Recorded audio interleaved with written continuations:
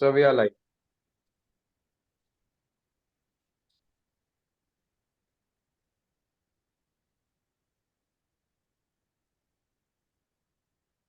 I request Dr. Tapas sir to start the meeting. Okay. Good evening, everybody. I take this opportunity to welcome all of you on behalf of the History and Psychiatry Task Force of Indian Psychiatric Society. I'm talking on behalf of Brigadier MSBK Raju, the advisor of the task force, myself, Dr. Tapas Kumar Aij, Professor Minhaj Jafar is the co-chairpersons, Professor Arsad Hussain, convener, and Dr. Dipayan Sarkar is both the coordinator as well as the moderator of today's evening CME. We welcome all the audience for today's CME. We also take this opportunity to welcome the two chairpersons for today's CME, Dr. V. George Reddy and Dr. Pawan Kumar. The speaker for today's evening is the Professor Rajasekhar from Osmania Medical College in Hyderabad. With this brief introduction, I am handing over the mic to Professor Minhaj. Professor Minhaj, please continue with the CME. Thank you, Dr. Tapas. I would like to thank Indian Psychiatric Society National, President Dr. Vinay Kumar sir, Vice President Dr. Lakshmikant Rathi sir, Honorary General Secretary Dr. Arvinder Brahma Dada, our editor of journal Dr. Om Prakash Singh, and Treasurer Dr. Alim Siddiqui sir. Today, I think we have Dr. Alim Siddiqui sir with us, and I would request Dr. Alim Siddiqui sir to give us his blessings and say some two words. Thank you, Dr. Minhaj. What a pleasure to see all of you on the panel. Tapas sir is my senior, Rajasekhar sir, Pawan bhai, Dipayan is here, Prasad and you. I think it is one of the most interesting things learning about history. So how we evolve, how we have landed here could predict our future. हम किधर जाएंगे? So I'll my best wishes to the program, to the whole team, and regards from the IPS side. Sir, please carry on. Over to you. Thank you, Alim bhai. I would now request Dr. Dipayan to the moderator to start the proceedings. Dr. Dipayan, over to you. Dr. George is not able to join in.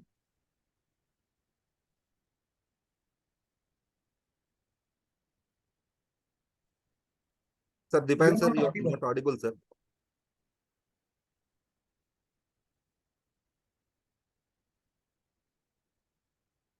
I think it is better to remove the earphone, sir.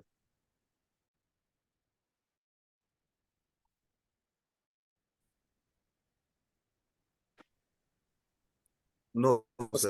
Still low volume. It's okay now. Yeah. Am I audible, sir? Yes. Yeah. Audible here. So yeah, thank you, sir. Good evening, everyone. First of all, I welcome on behalf of this task force and on behalf of IPS.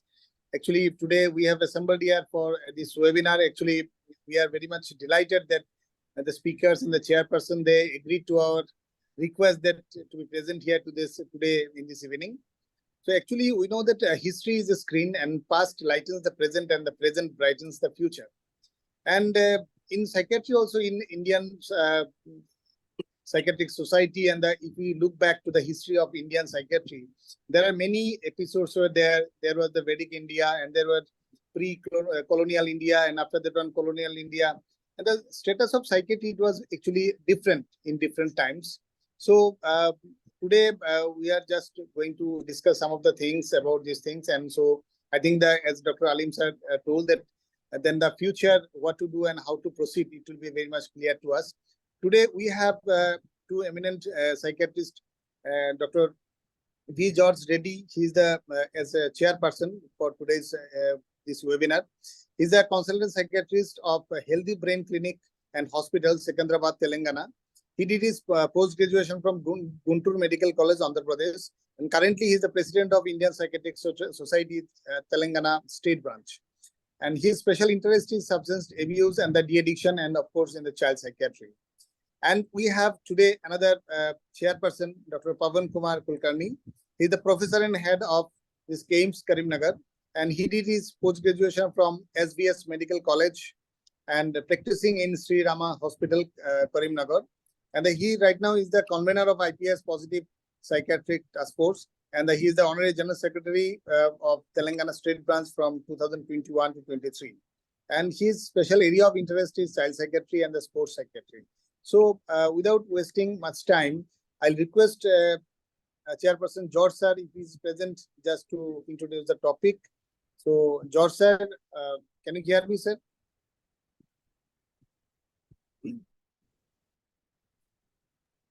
I think there is some technical hitch with Okay. Dr. George sir. So I think we No, can. I'll request Dr. Pavan Kumar sir to introduce the topic and the speaker. Thank you, sir. Over to you, Thank you sir. very much, Dipan Sarkar, sir. At the outset, I'd like to thank IPS EC President Dr. Vinay sir and President-elect Dr. Rati sir, Treasurer Alim sir, our General Secretary Dr. Arvinda Bro, and Editor OP Singh sir for this opportunity. I thank IPS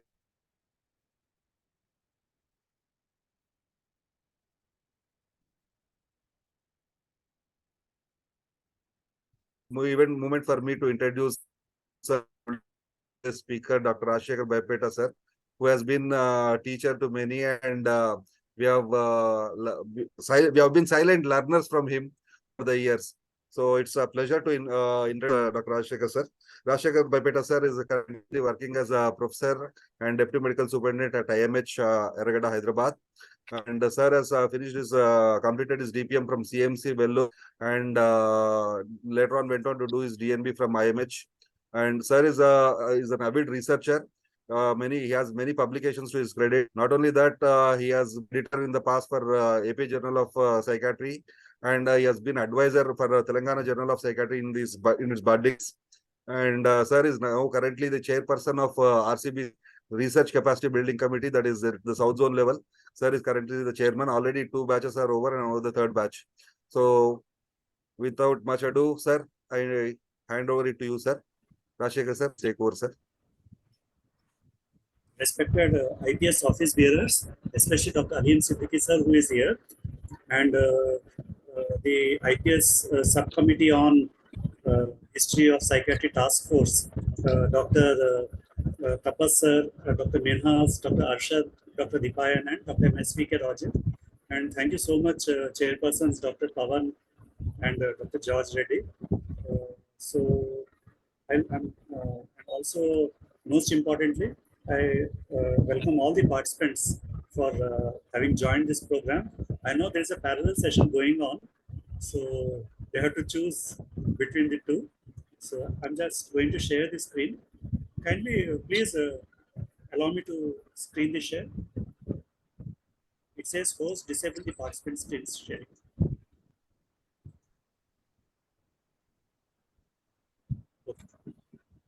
Prasad, please look into it. Done, Okay, I can do it. Yeah. Okay, sir. Please proceed.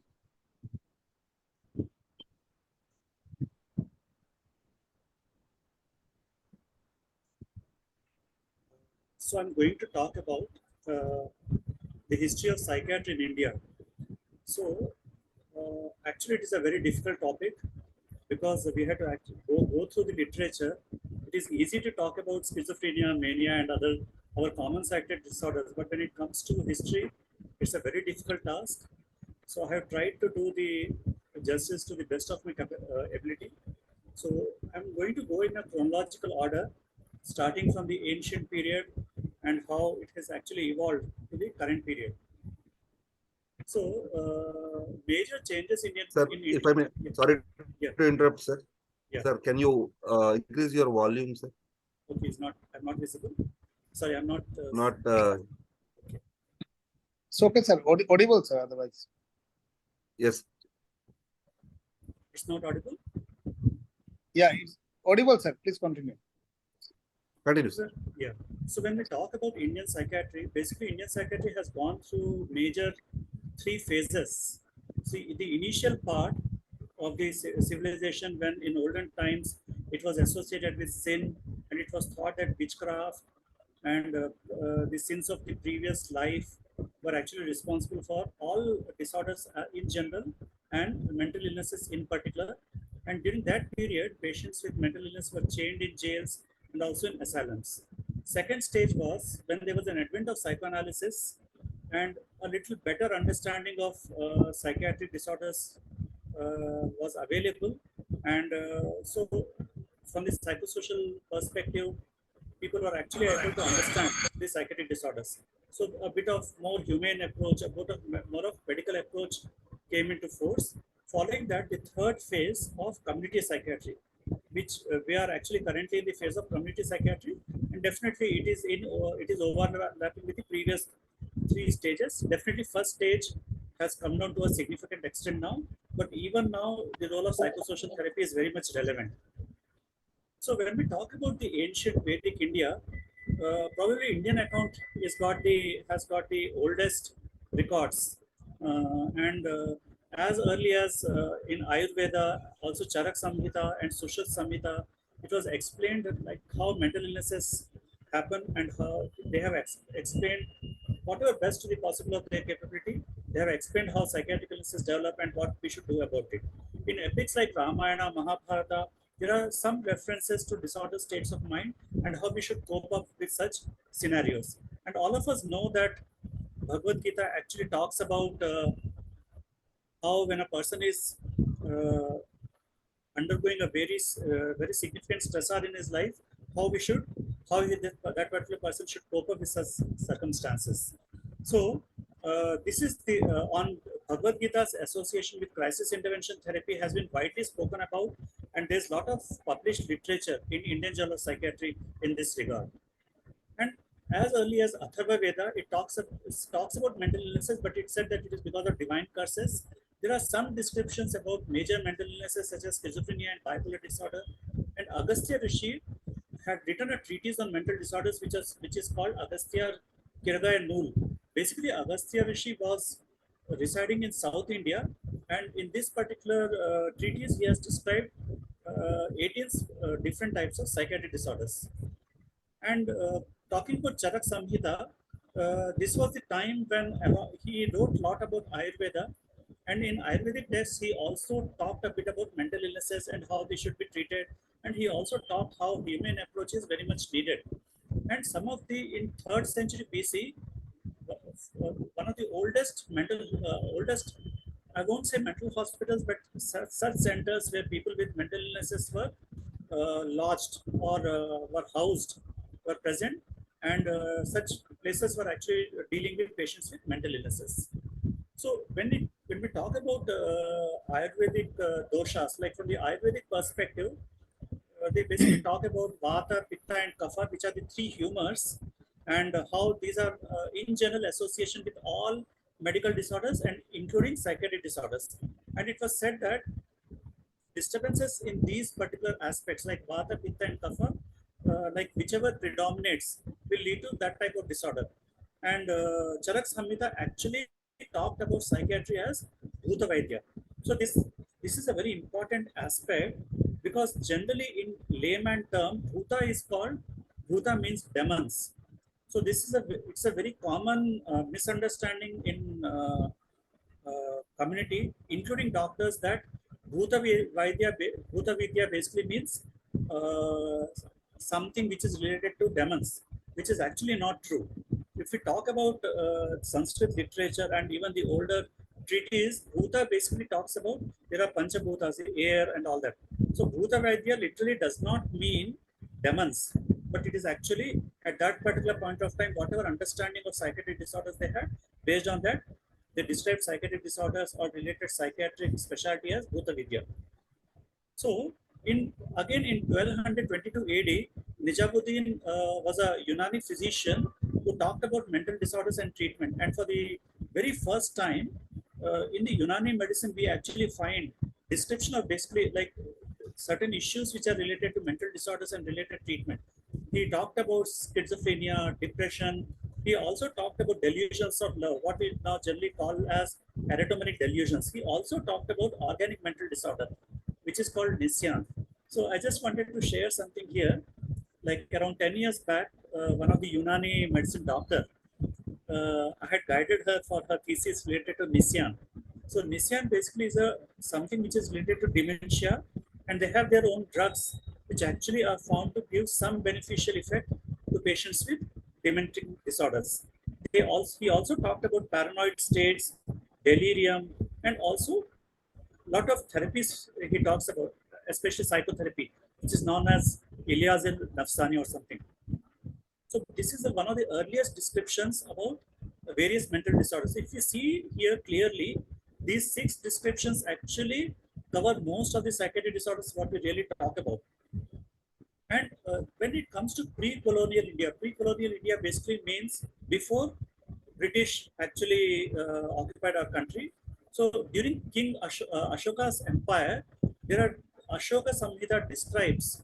Ashoka was one of the first kings who talked about humane approach to patients with mental illness. So, what to the best of his capability, he built certain hospitals, not really mental hospitals, but certain places where people with mental illnesses were uh,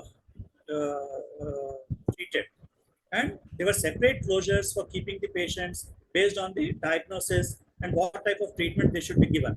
And also, Shahadullahs in Gujarat and Punjab unfortunately talked about how patients with mental illnesses should be alienated. So if you really see the literature, at a point of time, there was actually a humane approach towards patients with mental illness. Further down the line here, at this point of time, a bit of like they were actually alienated from the from mainstream physical disorders.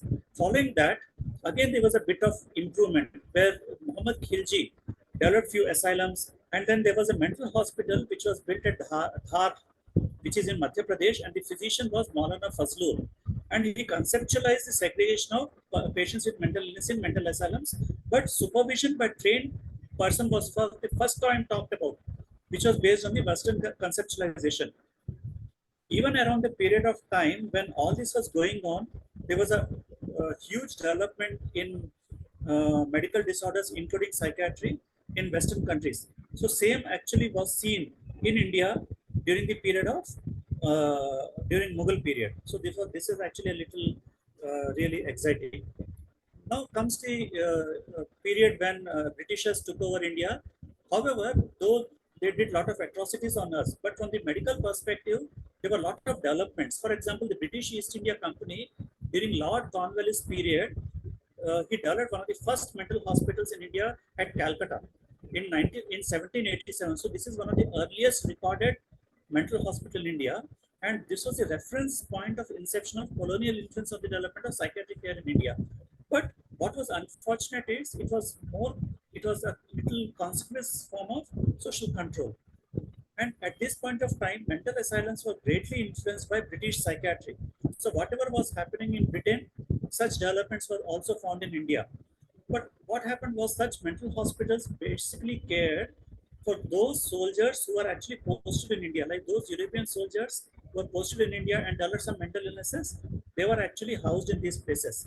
But unfortunately, it was more custodial. And we also know that during Nazi period, like many patients with mental illness, or even for example, homosexuals, they were actually jailed, they were tortured and all that. So here also during this period, unfortunately, it was more of custodial care than a therapeutic care.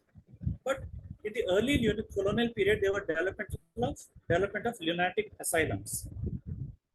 And then in 1745, this is again one of the first mental hospitals in India, which was constructed in Mumbai, where it housed around 30 patients.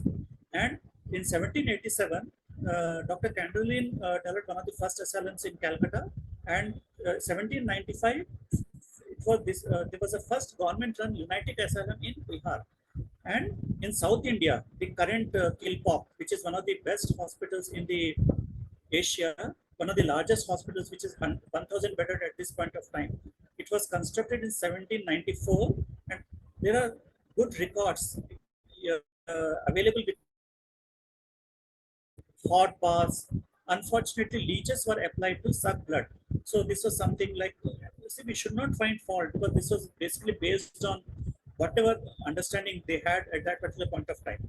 And at the same time, what is again important is here we have some evidence wherein patients with mental illnesses in general population were being taken care by local communities. So probably this is the earliest record where community psychiatry also was coming into forefront, and traditional Indian doctors like Ayurveda, Unani doctors were taking care of such patients. And in mid-colonial period, there was a steady growth in mental asylums, and the first Lunacy Act, which was actually enacted in 1912. But this Indian Lunacy Act is first Lunacy Act was actually called Act number 36. It was first proposed in 1858, but it was ultimately implemented in 1912. Further, during this period, multiple new asylums were constructed in various cities: Calcutta, Visakhapatnam, Hyderabad, Ahmedabad, Harvard. So all current Institute of Mental Health were actually constructed during this period. And here there is some evidence that chloral hydrate was given basically to control patients' behavior, like those patients who were very aggressive. They were treated with chloral hydrate, and also one of the reasons why they were given chloral hydrate was because it had a sedating property. In the mid-colonial, I was talking about this 1912 when Indian Lunacy Act came into force, where along with, though there was a lot of admissions in such hospitals, also equal thrust was there across the world that there is a need for deinstitutionalization and there's a need for reintegrating into the patient. But unfortunately, India was lagging behind, and many patients were actually still institutionalized in the mental hospitals. And this was the earliest period when actually honorable courts were giving reception orders for detaining the patients in mental hospitals. But at the same time, patients, we talk about free voluntary boarder, or wherein patient actually gives informed consent or something like that for treatment. So that was actually also evident during this period. So in mid-colonial period, there were techniques of moral management. The European lunatic asylum, this is a very major development, because this was the period when Central Institute of Psychiatry, Ranchi, the current day very major institute in India across the Asia, came into force. So it was initially called European Lunatic Asylum, but it was later closed and it was changed to Central Institute of Psychiatry, Ranchi, and it was basically getting to the needs of European patients. So Colonel Berkeley was the first superintendent of this hospital. He had a lot of good insights, and he really did a lot of good work during this period at CIP Ranchi. He was known for his foresightedness, hard work, persistence, and he was deeply concerned about the status of mental hospitals. And this was the period when Mudaliar committee actually noted that though certain good institutes were available, such as CIP Ranchi, but there was an equal need to have trained mental health professionals. So this is one of the earliest, when we talk about mental health, basically there are two committees. One is Mudaliar committee and another is Bhor committee. I will talk about Bhor committee a little later, but during this period, in the mid-colonial period, Mudaliar committee actually talked about all these issues, like wherein CIP, though it was present, there was a need for trained mental health professionals. And also one interesting thing here was Parsis actually had put a lot of money to guarantee care for patients who are lodged in modern psychiatric institutions. So during this period, a lot of money was actually donated by the Parsi community to develop such certain institutions. Also, we find a bit of evidence for psychiatric rehabilitations. And in 1922, for the first time, CIP actually initiated rehabilitation therapies, including occupational therapy. Also, there is some evidence for hydrotherapy. Also, they were talking about not just treatment of mental illnesses when they develop, but also how it is so important that we should talk about the preventive and promotive aspects. Means even before patient develops mental illness, why it is so important that we should actually talk about preventive aspects of psychiatry, not the so-called positive psychiatry or whatever we talk about. So when it comes to the colonial period, in 1920, in India, similar to token economy, there is some evidence that habit formation charts were actually employed to to focus on the non-pharmacological or so-called psychosocial therapies. And in 1922, Dr. Girindra Shekhar Bose developed the first Indian Psychoanalytical Association in Calcutta, and Dr. Berkeley Hill developed Indian Association for Mental Hygiene at Ranchi, and he was one of the earliest practitioners of psychoanalysis in the country. Especially, he focused on those people who were devastated in the aftermath of World War I. And at this particular point of time, Central Institute of Psychiatry had a huge collection of books and journals which are actually dating back to 1910. So this is one of the earliest recorded evidence of library which had good quality journals. And outside the Europe, this was one of the first institutes where cortisol-induced seizures were employed as a therapeutic modality. ECTs were given, psychosurgery was developed, and Rauwolfia also was employed for the treatment of psychosis in 1940. And this is a very important development when in 1922, in association with University of London, CIP had started the first diploma in psychological medicine course in India. So this is a very important step in the history of Indian psychiatry, where before this it was more about how to treat and all that. So here in this particular year, there was now more focus on how we should train mental health professionals, and DPM was started in this prestigious institute. And in 1936, Grant Medical College, Mumbai, had for the first time, there is an evidence that Indian professor of psychiatry actually was working there. And in 1937, a child guidance clinic was started in Mumbai. It was called Sir Dorabji Tata Graduate School of Social Work. Now the current it is called Tata Institute of Social Work, Mumbai. And in 1946, means just before independence, there was a mental health organization under Directorate of Health Services. So at this particular point of time, we see now how the government is actually taking over mental health. So in 1946, just before independence, Director Health started taking interest in issues related to mental health. And again, at the same time, if you again go back a little, in 1933, we see the first recorded evidence of GHPUs, meaning at a point of time when mental health hospitals were developing, parallel to that, general hospital psychiatry units also were started in the mainstream medical hospitals and medical colleges. So in 1933, this first OP service in GHPU was started at RG Carr Medical College, Calcutta, and Dr. Girindra Bose was the doctor working there. In 1938, JJ Hospital, Mumbai, and 1939, Dr. Dunji Bhai, who actually was working at Prince of Wales Medical College, currently known as Patna Medical College. And this was what I was talking about. In 1946, Bohr Committee gave an extraordinary report, which was actually in Bohr. We know that he has given a lot of recommendations regarding health in general, but he also talked about mental health. He said that there's a very dire need to upgrade mental health services in this country, and as per the recommendations of Bohr Committee, 5 mental hospitals were established in Amritsar, Hyderabad, Srinagar, Jamnagar, and Delhi. And All India Institute of Mental Health, that is the current NIMHANS at Bangalore, was set up, was actually as per the recommendation of Bohr Committee. And in independent India, so what happened was in 1947, the government of India said that now there is a more need for GHPUs rather than just building mental hospitals. So this is a very important development. This is actually published. This Dr. Govind Swami is one of the earliest psychiatrists in India who actually said that mental health should have 3 main objectives. First is in patients who have developed the mental illness, how we should focus on regaining their health. Second is about the preventive aspects in those people who are actually vulnerable to developing psychiatric illnesses.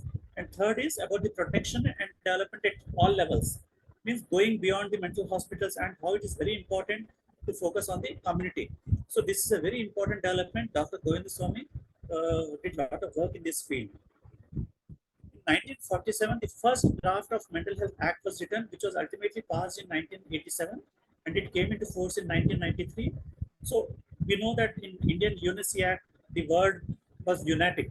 And in 1987, for the first time, we again had a more scientific approach where such patients were now called mental patients. and the focus shifted towards protection of patients as well as society with these mental illnesses. And in 1954, as per Bohr Committee recommendation, the All India Institute of Mental Health and the current NIMHANS was set up.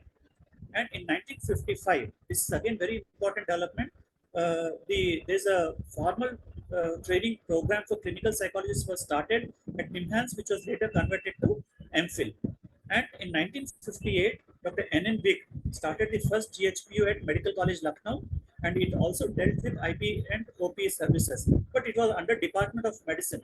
It was not under Department of Psychiatry, but it was under Department of General Medicine. And what we see over next 25 years is there were more teaching and general hospitals in government as well as private hospitals with a more focus on GHPUs. And in 1960s, CIP Ranchi as well as Madras Mental Hospital started giving services for general psychiatry, including child, adolescent psychiatry. But unfortunately, what has happened is there was not much progress further.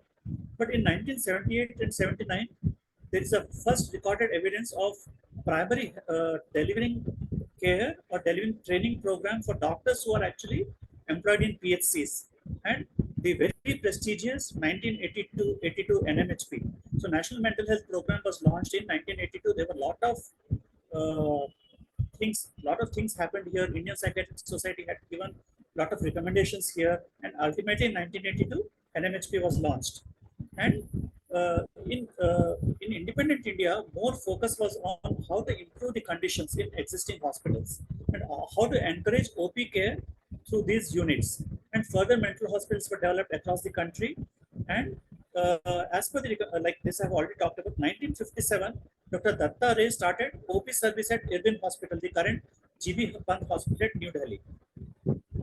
And again, in 1958, Dr. N.N. Big started this medical college, and Dr. Negi started a similar medical department at Amritsar. And in 1960s, institutes such as CIP Ranchi, Madras Mental Hospital started giving services beyond child and adolescent psychiatry. Further departments such as geriatric, epileptic, neuropsychiatric services, and comprehensive services were provided. And also here we, for the first time, see the mention of day hospitals and alternative accommodation. Means this halfway homes and all that were really being talked about at this particular point of time. And this is again a very important development. The concept of culture-bound syndrome. This was a classical treatise, or we can say treatise, or something like a culture-bound syndrome called Thas syndrome, which was proposed by Dr. N.N. Big. And further, we know a lot of research work has happened in this area, and we have not talked about a lot of culture-bound syndromes, not just across the world, but even in this country. And in 1967, community mental health services started in CIP, and it's one of the earliest mental health clinics was started near the Ranchi. In 1972, one of the first recorded mental health camp. Now, at this point of time, all of us are doing mental health camps. But in 1972, the first mental health camp was organized at Bagalkot, Mysore. And again, in 1973, an industrial psychiatric unit was developed at Ranchi, Heavy Engineering Corporation. So here we see the roots of industrial psychiatry being laid down in this country. And we also are aware of this industrial psychiatry journal, which is again a PubMed journal. And this is another very important concept which Dr. Neki gave. He talked about Guru-Chela relationship, saying that it is a very important component, especially in treatment. When we talk about psychosocial therapies, how it is so important that doctor as a guru and Chela as a patient, that relationship is so important. And down the line, over 1978-84, a lot of ICMR funded projects came in, and which focused on severe mental morbidity in various cities. Like it was a multi-center study in Bangalore, Baroda, Calcutta, Patiala, and other countries. And the very famous Raipur Rani, Chandigarh, Sakalvara, and all these centers were actually giving community psychiatric care as a primary mental health care approach.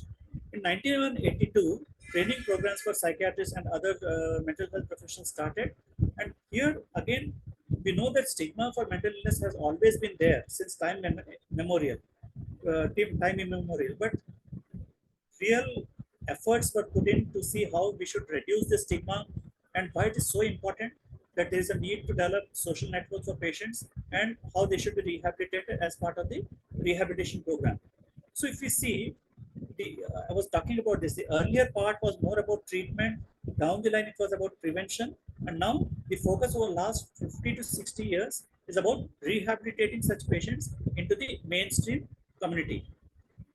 So unfortunate Erwadi fire incident happened in 2001, though actually it was not a psychiatric hospital, but it was a place where 28 inmates were chained, and in a tragic fire accident they expired.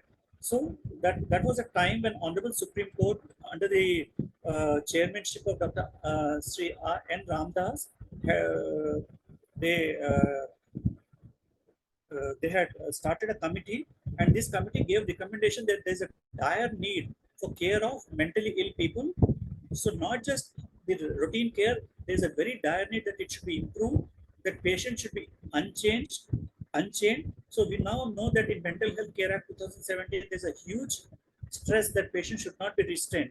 But probably this was one of the earliest periods, or say like during the recent times when chaining as a problem was talked about. So also this particular commission said that there's a need for a license for psychiatric hospitals and nursing home. And now we know this Mental Health Care Act 2017, which is a act much ahead of Mental Health Care Act. Sorry, Mental Health Act 1987. It is an act to provide for mental health care and services for persons with mental illness. So for the first time, rather than talking about protection of the society, now we are talking about rights of the patients with mental illness, how their rights and all that should be protected upon. And it is also based a large on Convention on Rights of Persons with Disability, which was actually passed by United Nations headquarters in 2006. So all of us are now living through this Mental Health Care Act with its issues. Now, talking a bit about Indian Psychiatric Society. So if we, in 1929, Dr. Berkeley Hill founded Indian Association for Mental Hygiene. I had talked about this. Later in 1935, the Indian division of Royal Medico-Psychological Association was formed, and Dr. Banarasi Das had put a lot of efforts to see that this particular association starts. And in 1946, under the chair, Dr. N.N. Day, Major R.B. Davis, and all such, Dr. Monroe, they took a lot of efforts to revamp or like see how this particular association goes further.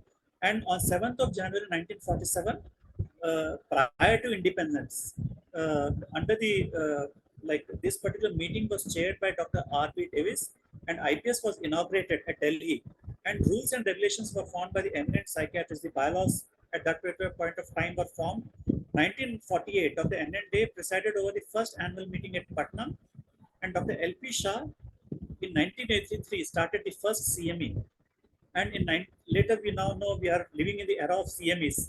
And Dr. L.P. Shah actually in 1983 was the first psychiatrist to start CME in relation to psychiatry. And in 1990, we had a first midterm CME under the aegis of Indian Psychiatric Society.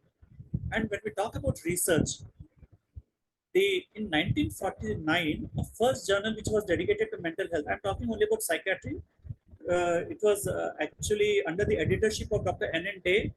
It was launched, and it was called Indian Journal of Neurology and Psychiatry. However, for next 8 years, from 1954, for next 8 years, it was stopped for some reasons. I did not find any why it was stopped. I could not get that literature. But later, Indian Journal of Psychiatry was the same journal was relaunched with a new name called Indian Journal of Psychiatry in 1958 under the editorship of Dr. Bardhan. But he was a pathologist, not a psychiatrist. And in 2009, a very prestigious, it was a big leap for IJP when it got indexed in NLM. And in 1947, when we talk about the research work which was published in this journal, from 1947 to 1960, the whole literature was more psychoanalytically oriented literature was published. From 1960 to 1972, it actually moved from all the psychoanalytically oriented literature to much beyond to individual psychopathology interface, and also a bit more. It more of rehabilitative aspects, community psychiatry, all that came into the research domain. And at this particular point of time, lot of epidemiological studies under various psychiatrists were actually conducted in the country, and same were published in IJP. Also, a lot of literature persisting to pertaining to diagnostic psychometry was published, and there were around 980 projects under the aegis of ICMR and WHO, which was conducted in India.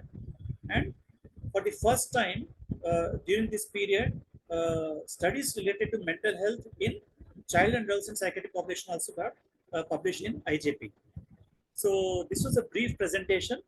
I did not want to actually go beyond, and I tried to take things in a chronological order. First, I talked about the how psychiatric care was provided initially from the treatment perspective, later from the preventive perspective, and later from the rehabilitative or the community perspective.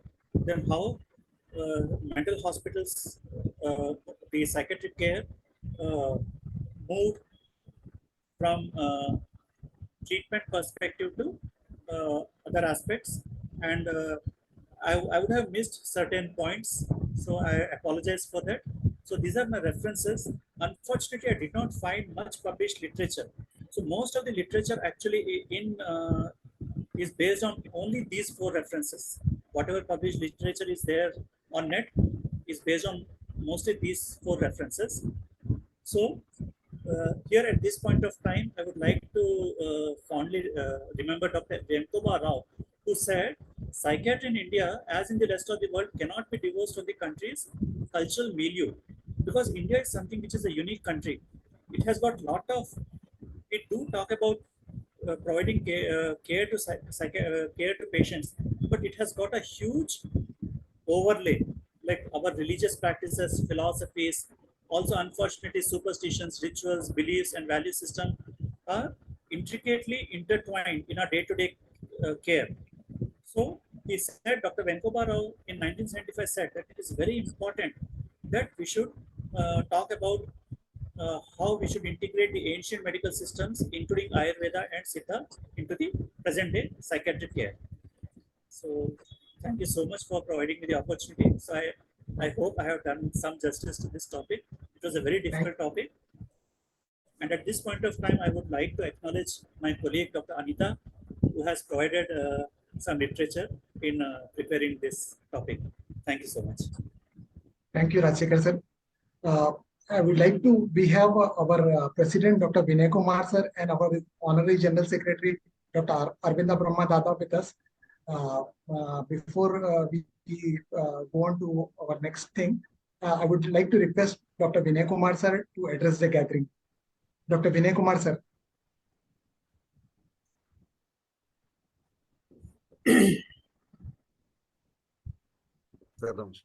Hello, everybody. Thank you, sir. Namaste. Actually, I'm in Vienna for WPN. And Yes,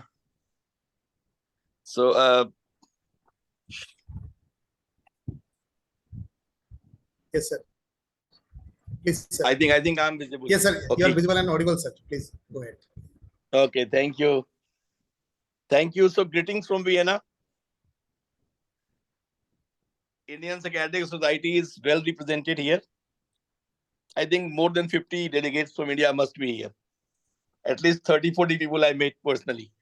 So history and psychiatry specialty section is important one.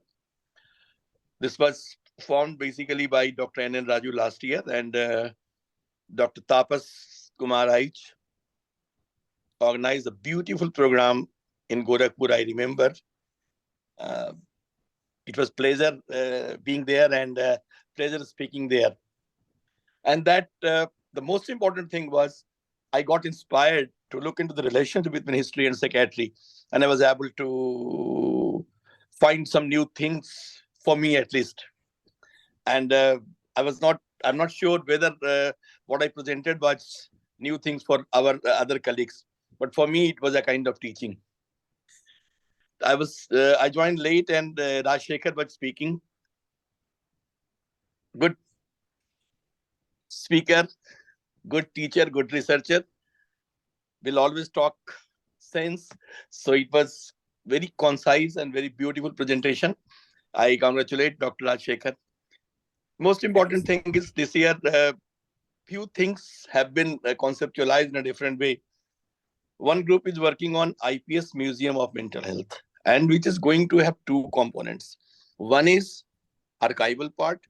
Another one is for public. Archival part is for us only. Third thing is publication committee is working, and on IPS at 75, because it's a platinum jubilee year, IPS at 75 panoramic retrospection.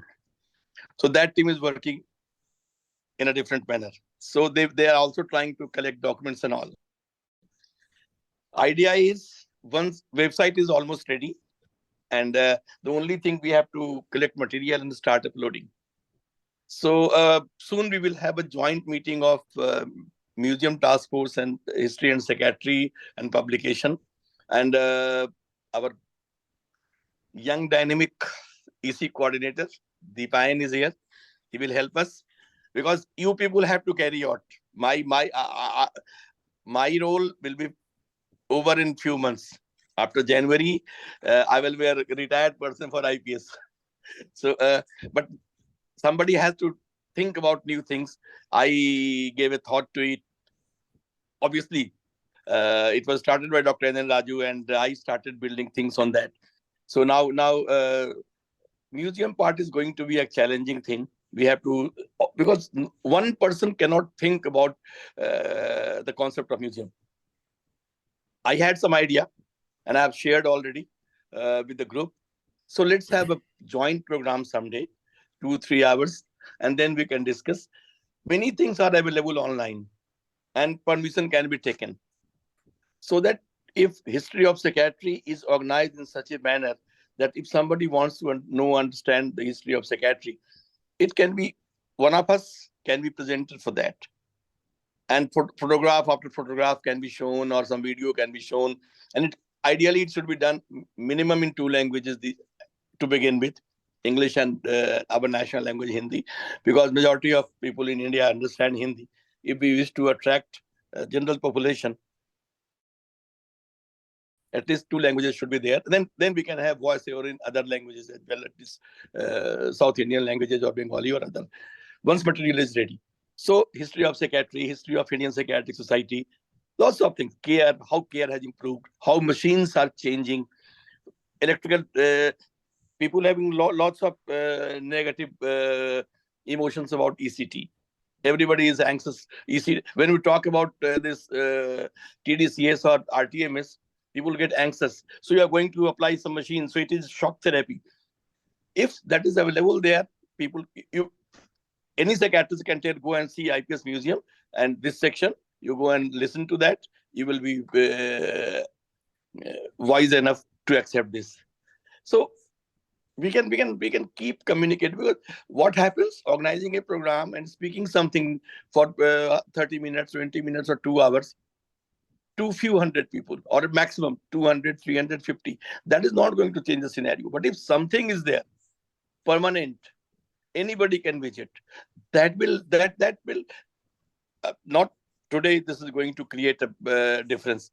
But if that is, we create, the difference will be created in long run.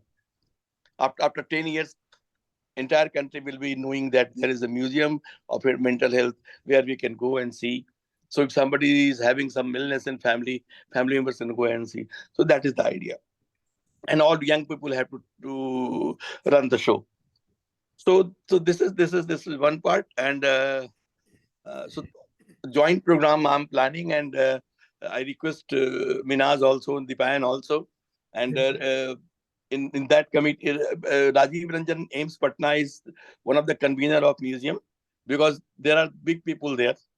Sanjeev Jain, Pratima Murthy, Alok Sarin. It's difficult to connect to all of them, but they respond. They respond on email, and they join in meetings as well. Publication committee, which is working, Psychiatric, Minaj, he is in Hyderabad only. So Psychiatric is taking care of, and Vikas Menon and all. Anil Kakunje. So people are there. Only we have to coordinate so that we can start working on that. We can Sure. contact all hospitals, mental hospitals, old mental hospitals. They might be having some records, old records. In CIP, there are many old machines. Video can be made, narration can be done, old ECT machine and other machines, biofeedback machines. Now, how things are changing. So, purpose is we have to make science available to lay population in a simple word, simple manner, so that people understand. What happens if you make everything obscure? Your discipline will remain obscure. Your discipline will not be respected. If you make things simple, everybody will appreciate you. So, psychoeducation or awareness or anything in simple words. Coupled with that, we have two more things we are going to do. One is mental health art gallery. Another group is working on that on an independent website. And ultimately, after some year, all website will be one. So only division of labor has been done, has been created, that somebody will work on art gallery. And they are collecting arts on. They have decided what they are going to include. Arts by psychiatrists, art by patients, art on psychiatry, like that. So they have worked on that. Another is infotainment, in which some podcasts, some other information, some written material will be there. So, and once you create all these things on website, things will remain forever. So your task force is very important one, and few months are remaining. We are planning to launch everything in January. Start thinking on what I have requested. Tapas is a different person, very focused one, and he has keen insight in all these things. Once you request him, once you tell him, once you inspire him, he will start working. Similar is Minhaz and Pavan and all. So the whole team, Rajshekhar, it's everybody's job. It's everybody's job. Everybody is president in my presidency. Everybody is president. So it's everybody's job. Please spare some time. Think on this, how we can do this. So this is my humble appeal to everybody. And other office bearers are there. Invite. I will listen to them. Thank you very much. Thank you, sir. Thank you, Thanks sir. for the nice work. And we'll try to coordinate with the other committees, and we'll try to do justice to the website. Thank you. I would like to invite our Honorary General Secretary, Dr. Arvinda Dada, who has been listening to us. Dr. Arvinda Dada, please. Dada, thank you, Vinaj. he's also a Dada. Yes. Dada has two meanings. One is Thank good one, you, another is Vinaj, boss. and thanks to Dr. Rajshekhar sir for the nice presentation. So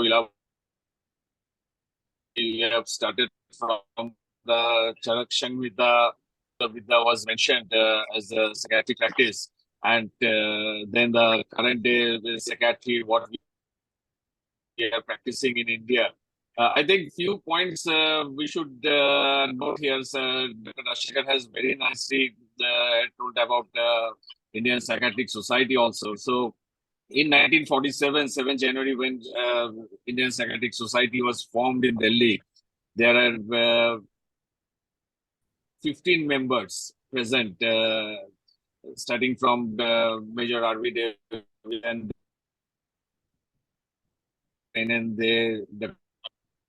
Dr.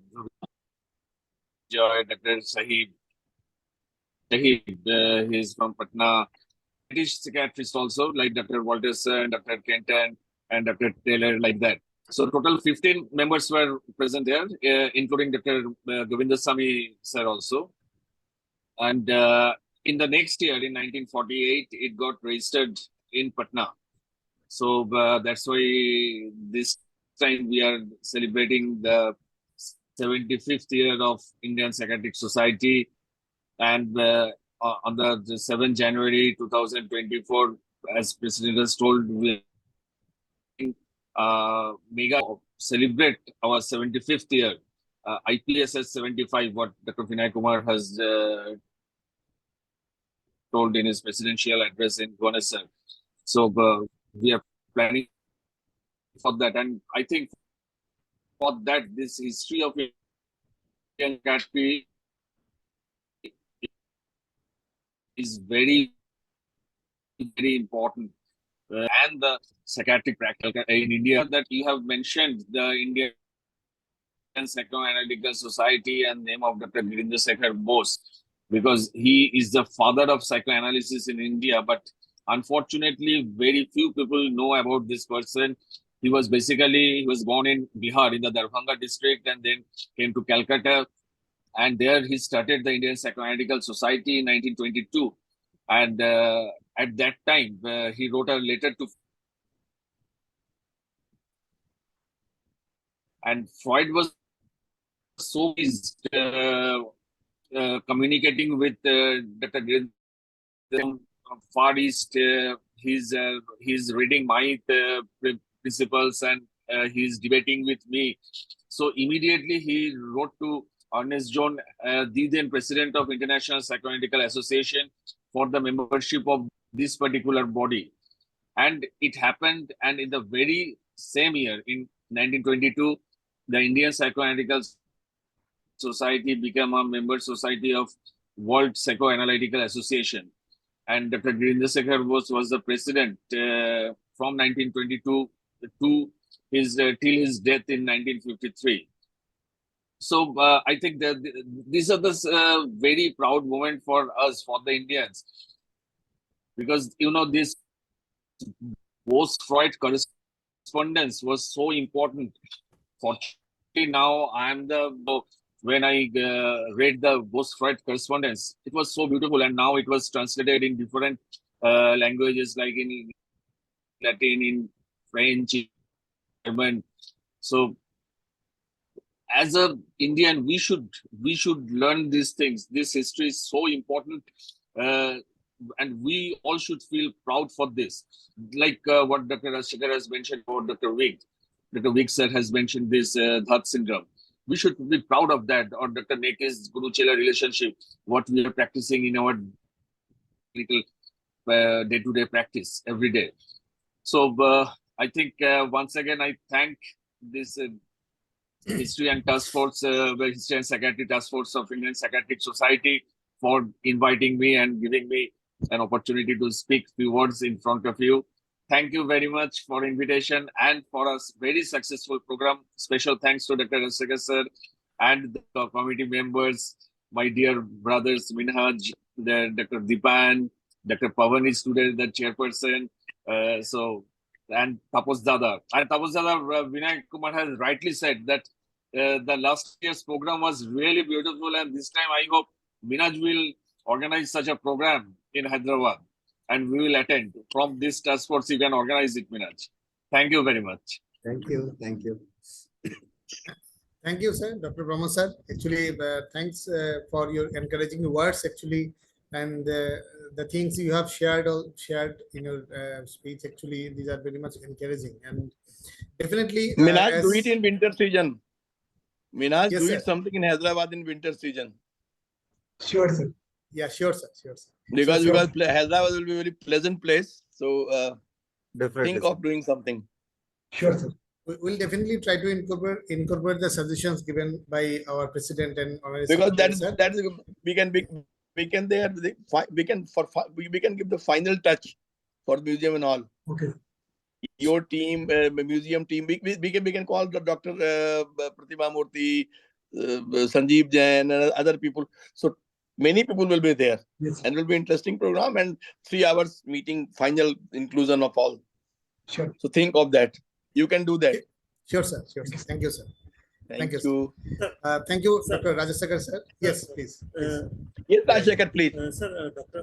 Majid has put a in the question answer session. He has put a comment about one Dr. Irina. Irina Who was she was a Swiss psychiatrist who did a lot of work in converting the psychiatric asylum, which was in Kashmir, and currently it is a prestigious institute of mental health.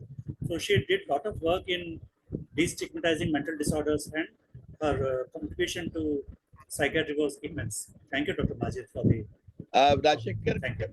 if Majid can listen me, Majid, please try to find a photograph and please write at least a few 2-3 paragraphs about the lady, so that we can include in the IPS at 75 panoramic retrospection. So Majid, please, if you are listening, kindly arrange a photograph and also write few paragraphs for that. Okay, sir. We'll Dr. convey the message. Rajshekhar, Yes, sir. Dr. Rajshekhar, I think one thing we should mention here, that is Dr. Professor Rajita Chakrabarti. She was the first lady General Secretary of Indian Psychiatric Society, as well as first lady President of Indian Psychiatric Society. Secretary most probably during 1957-58, and she became secretary president in the 62 or something like that. No, he became president in 1976 and secretary during 1967-68 at that time. So that thing also there should be there in Indian Psychiatric Society history. Yes, thank you, sir. And In that book, all presidential addresses are being studied and summarized. So there will be a chapter on how. So what are the visions or what are the ideas of IPS presidents have been till date? So Psychiatric himself is working on that. And we will visit all state branches, zonal branches, all are being requested to share about developments in their zone, in their state, so that all details are included. And if I may add, sir, even Dr. Sharda Menon, madam, who was the first lady psychiatrist. Definitely she will be there. Sharda Menon. Menon. So, I remember once there was something in IPS, I received a phone call. When I heard this, I was General Secretary. So she was, even in last years of her life, she was so connected and she was so well informed. And she had opinion and very clear voice. Dr. O. Shoma Sundaram, I have received his phone call on several occasions. So these people are still oriented and attached to IPS and psychiatry. Yes, sir. It was a wonderful talk, sir. Starting from the reference of mental illness from Indian epics to the various other disciplines of medicine also, as well as Unani and Ayurveda. One chapter is on that also. Yes, sir.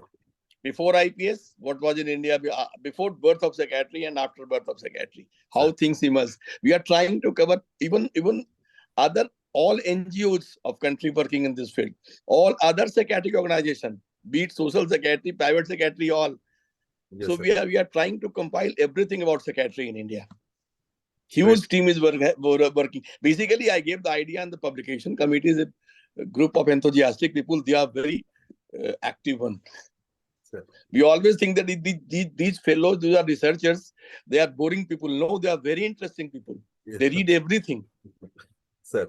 Many people have wrong idea about them, that they will talk only receptors and neurons. No, they know music of life.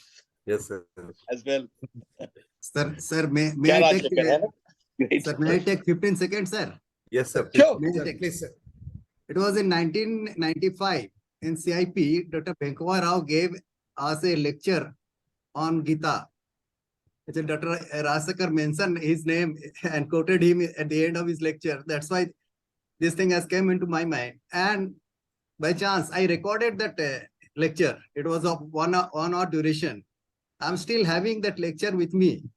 Oh, great. I have given a copy of this lecture to Tirupati Medical College. And if Indian Psychiatric Society, I think it will be assets of sorts. Rajshekhar, kindly give it. We will upload to infotainment. Sir. I'll again, sir, give it to me. Okay. Sir. Whosoever is having rare photographs, rare letters, anything, we have to collect. This is not one day. Basically, things are being started. It will take 2, 3, 4 years, 5 years to come to real shape. For all the compilation and all this. Only thing we have to be oriented. That's all. Suppose if I am not the president, doesn't matter. But I will not stop taking interest in all those projects. I'll request our next president or president after Dr. Rathi that please keep doing all these things. Please allow. And funds is not an issue. Funds will come for all good works. Thank you, sir. So, is there any other comment or any compliment from the side? Because in the chat box we are finding many compliments for the speaker, sir, Rajasekhar sir. So, is there any other from the invitee list or panelist want to make any comment about the Dr. presentation? Abhay mentioned thanks for the interesting topic. Actually, sir was probably short of space to comment, but he thanked us for an interesting topic.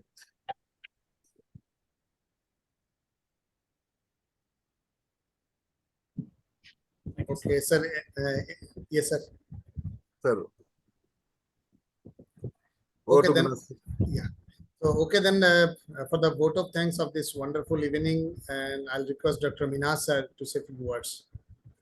On behalf of Indian Psychiatric Society, Christian Psychiatry Task Force, I would like to thank our President, Dr. Vinay Kumar sir, our Vice President, Dr. Lakshmikant Rathi sir, Dr. Arvinda Brahma, Dr. Alim Siddiqui, Dr.